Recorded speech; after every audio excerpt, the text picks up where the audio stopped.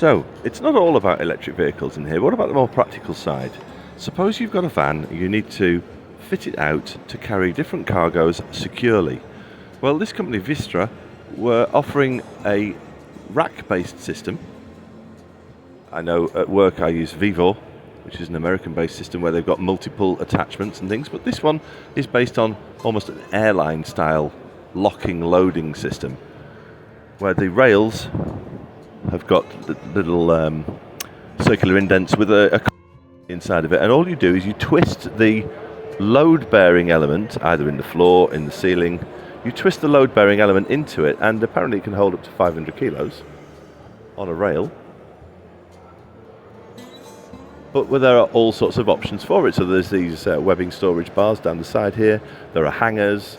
There are things to put hooks onto, hook eyes, and so on. But the most impressive thing are the load stay bars. And I'll just show you how those operate. So here's a load stay bar. If you're like me, you've got a van with a sprung load stay bar. They push quite hard into runners at the side of the van. Now you wonder about whether that's going to deform the van or whatever, but it's quite hard actually for someone who's not so strong maybe to force into position.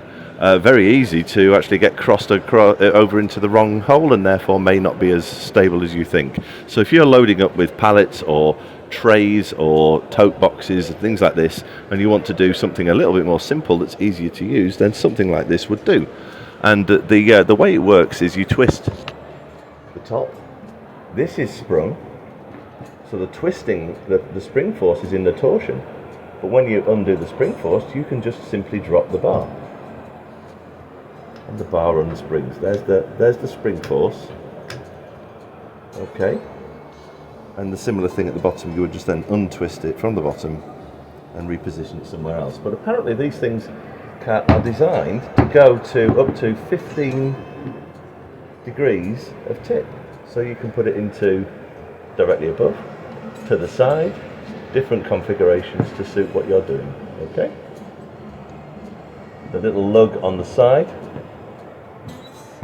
will then just lock in place, and the spring force will hold it tight and secure. So as an alternative to actually having something of a hefty job pushing springs against each other or laterally across the back of the van, this is a much easier solution.